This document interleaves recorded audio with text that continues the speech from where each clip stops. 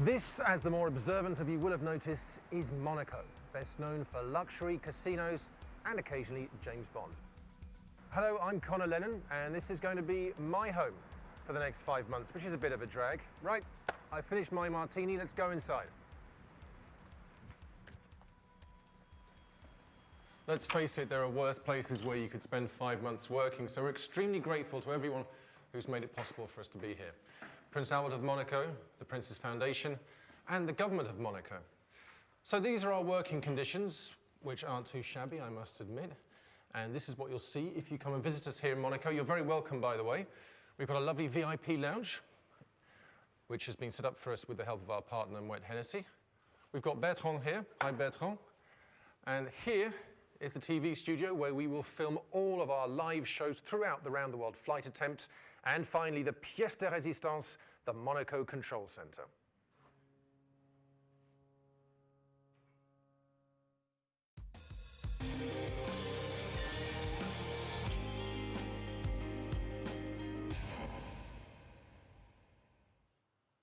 So before we go any further then, let's go through what the Mission Control Center is here in Monaco. Well, there are 4 main teams. First of all, the mission engineers. These are the people who take all of the relevant data from the aircraft itself, such as where it is exactly, how fast it's going, the bank angle, all the information from the pilot as well.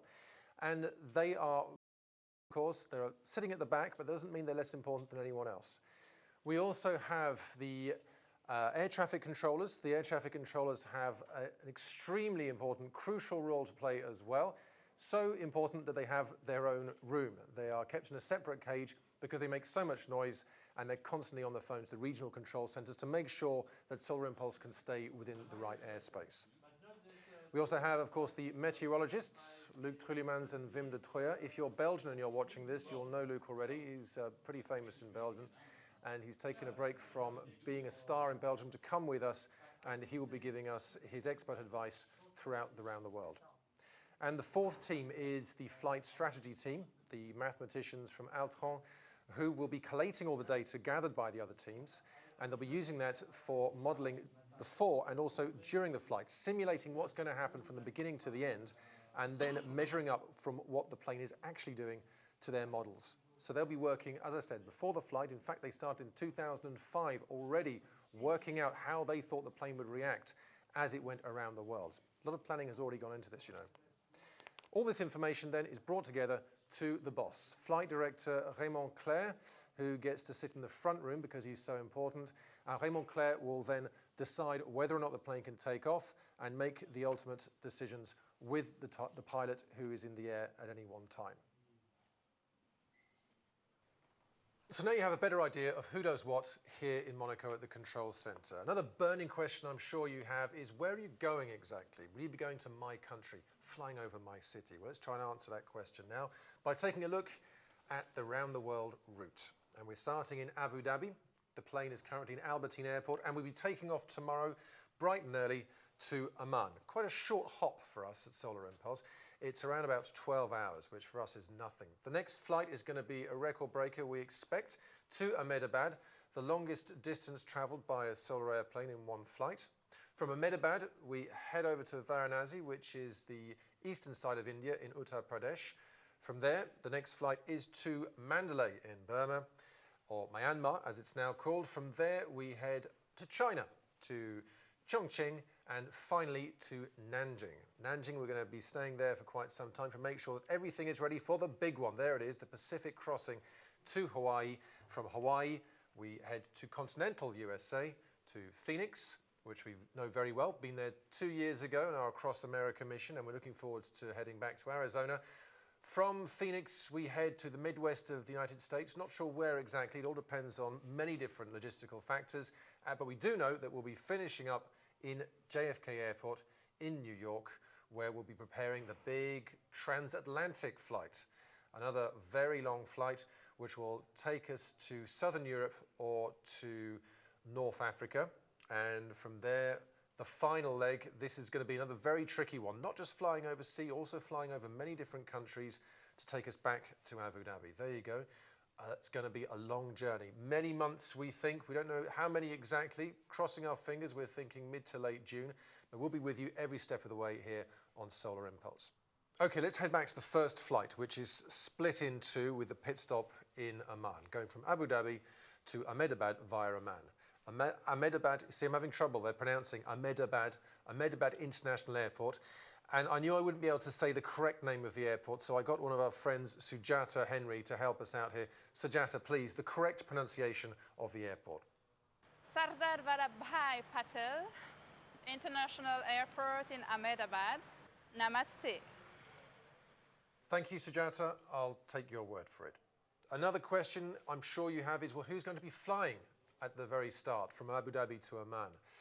And you may have thought that this had been figured out some time ago. Well, no, it's a very recent decision which was made, and our cameras were there in Abu Dhabi to catch the moment when André Borschberg and Bertrand Piccard unveiled this decision to us all. So what we want to do is maybe to share with you who will start and who will finish, of course. Tu prends la pièce ou bien, hein? Tu prends la pièce ou comment tu détermines pour démarrer?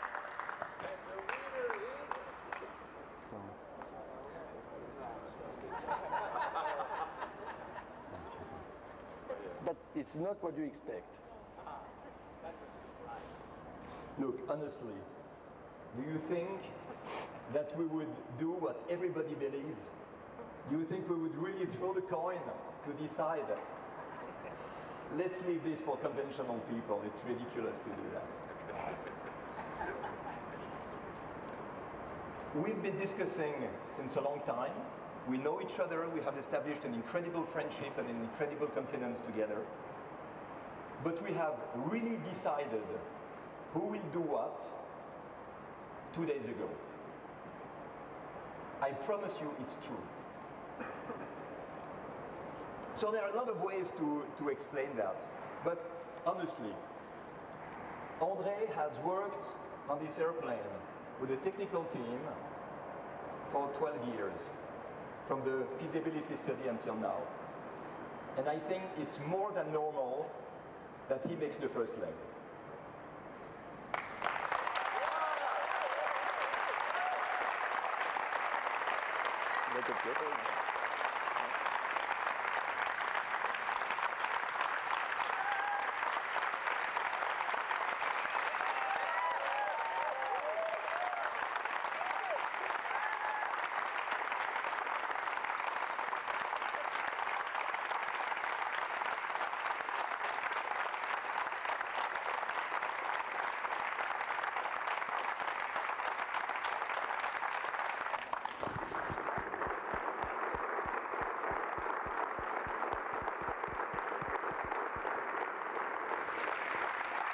Let's be quiet. Let's be quiet.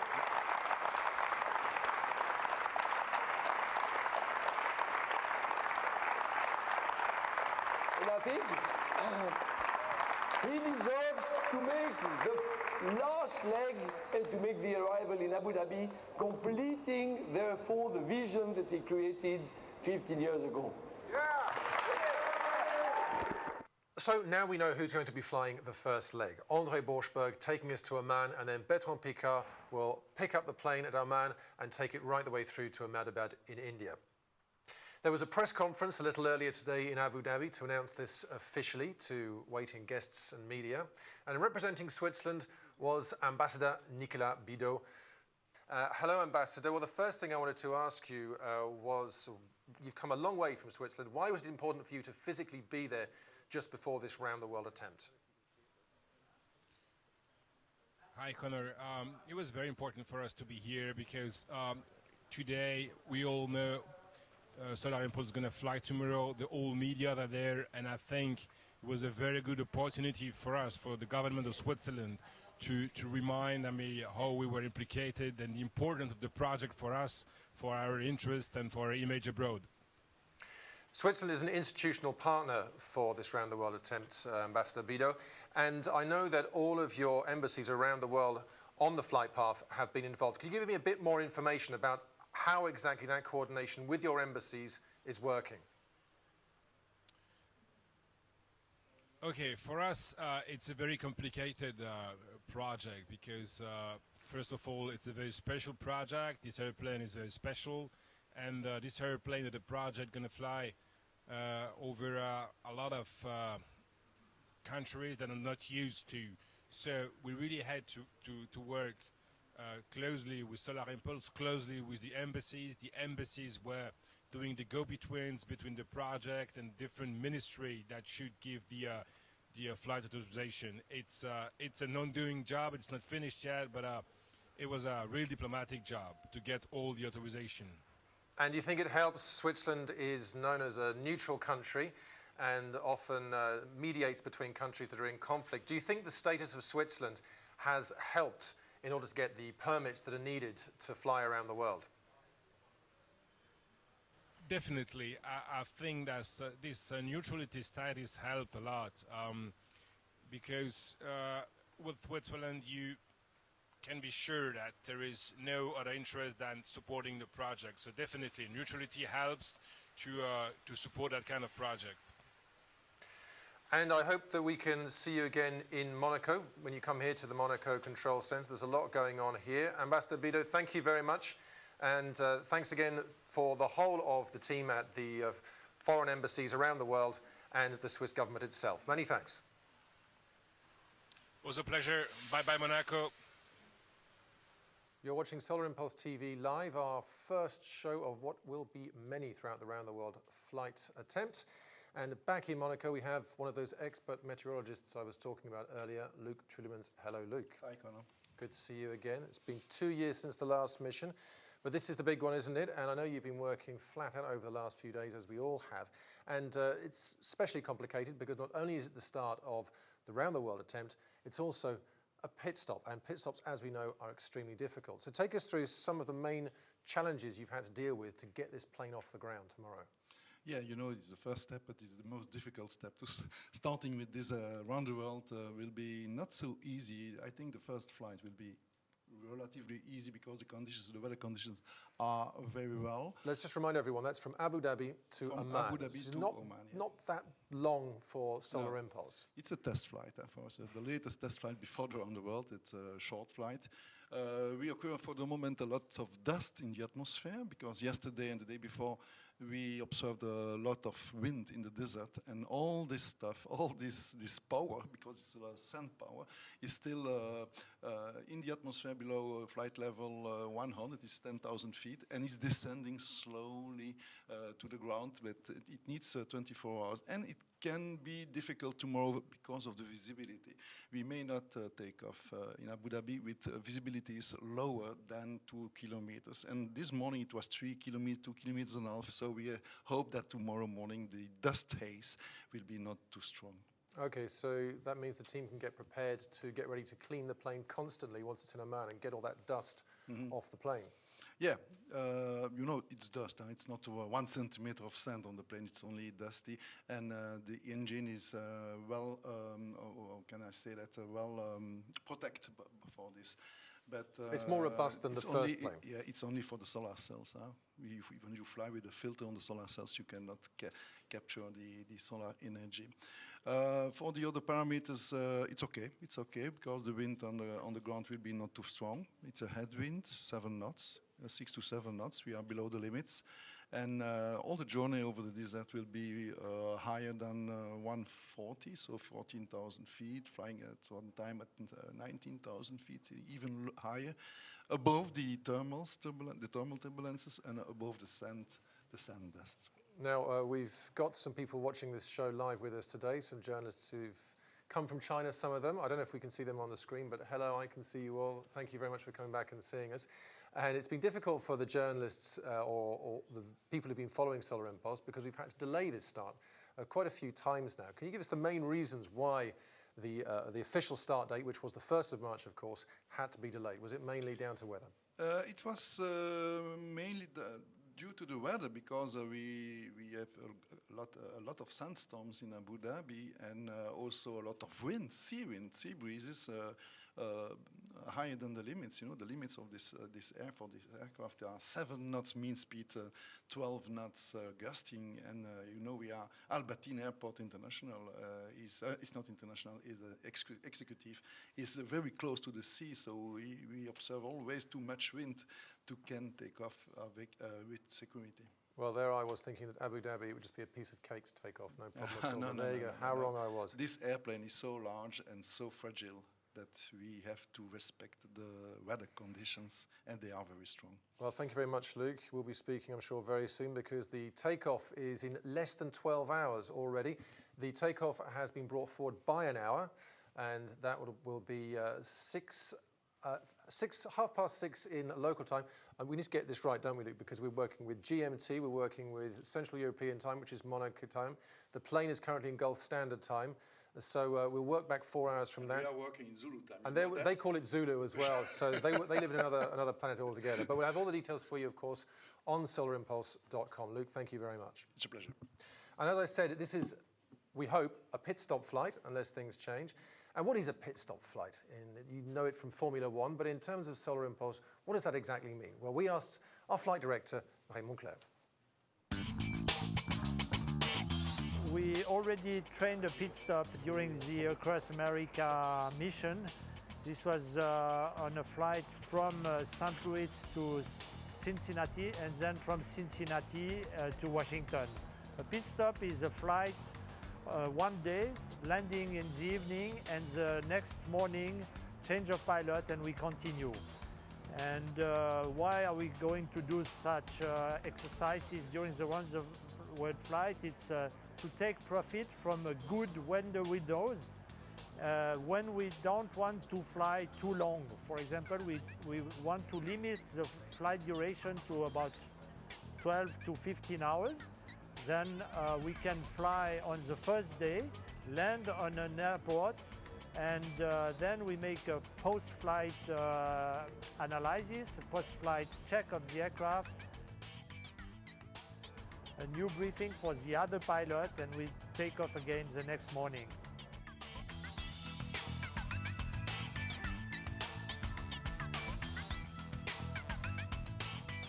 There is a big difference between a pit stop and a regular stop. It's much easier for the team because we don't need to park the aircraft to build the mobile hangar, for example. We don't do any immigration, we stay on the airport. So it's easier for the team, I think. But it's quite a tough exercise also for the Mission Control Center, because we have to prepare 2 flights in a row with a very short stop in between. We have to brief both flights before the first flight, because otherwise it will be everything together. So it's quite an interesting exercise. And by the way, the Cincinnati pit stop was not planned 2 days before.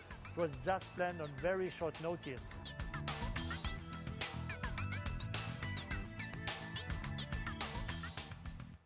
Well, I hope that's cleared it up for you. The pit stop in Solar Impulse terms. And the first flight being a pit stop, we hope, fingers crossed, from Abu Dhabi to Ahmedabad and taking in Oman, a short stop.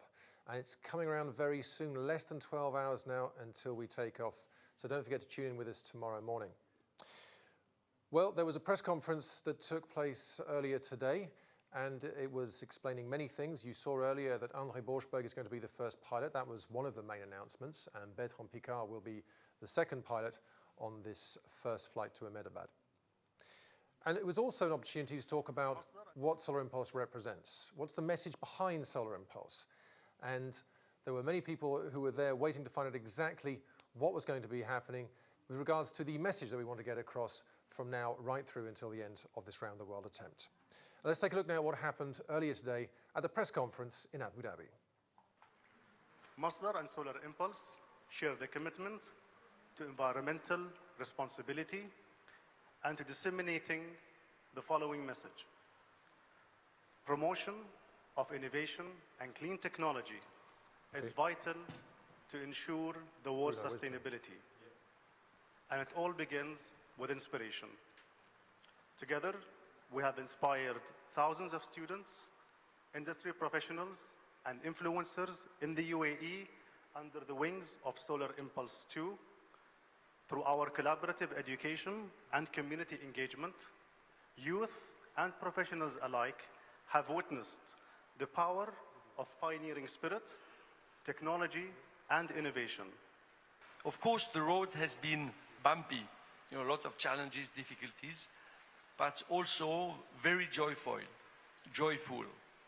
And joyful because we met fantastic people.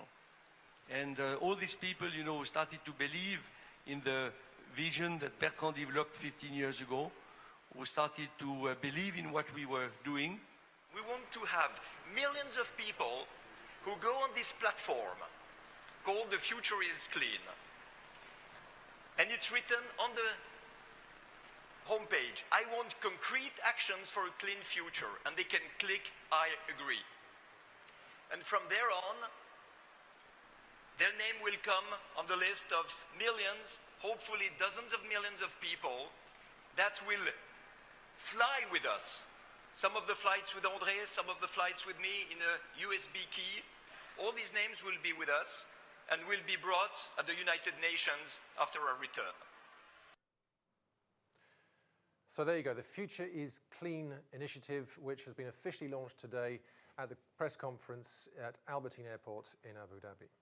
And one of the people behind the Future is Clean is Bruno from the social media team here, who you've helped get all this off the ground. I know it's been a very big job for you. So very ambitious as well. Bertrand Piccard wants, he said, millions of people in the plane with him on a USB stick and take it to Paris this December. So tell me a bit more about how it's going to work and how people can get involved.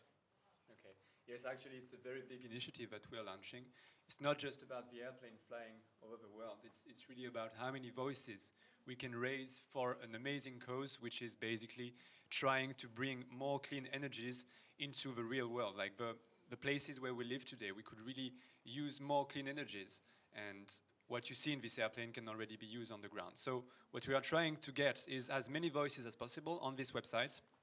Basically, it's really, really simple.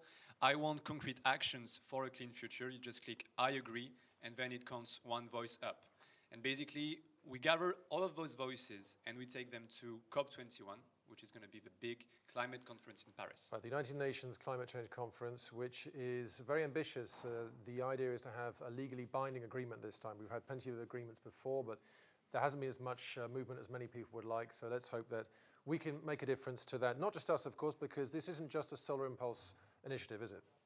Yes, actually, that's the really important part. It's not just Bertrand Piccard, André Borchberg. It's really a lot of patrons of the project, but also other people who really want to get involved into that message.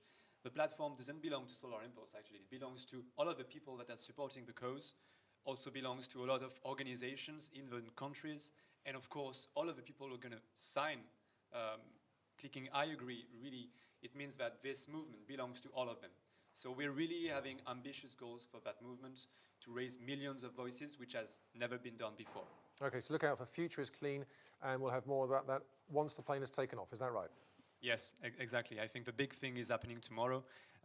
So I think the main message that we should just get out is go connect on futureisclean.org, create your voice, and of course invite as many people as possible. And the amazing thing actually, so if you're looking at the website, you can read the manifesto, but you can also read the Challenge the Future part of the website, which means that basically every time you invite someone onto the platform, you will earn more points. Those points, it's a small game that we're having. Basically, Masdar, the company that was hosting Solar Impulse in Abu Dhabi, is offering plane tickets for the winner to come to Abu Dhabi to witness the end of the Round the World when we finish in Abu Dhabi in maybe 6 months. So it's really an amazing incentive. We don't need that incentive because the cause is amazing enough. But of course, it's a very nice game. The more people you invite, the more you would be likely to win that prize. Okay, well, thank you very much. But before you go away, let's talk a bit more about the website.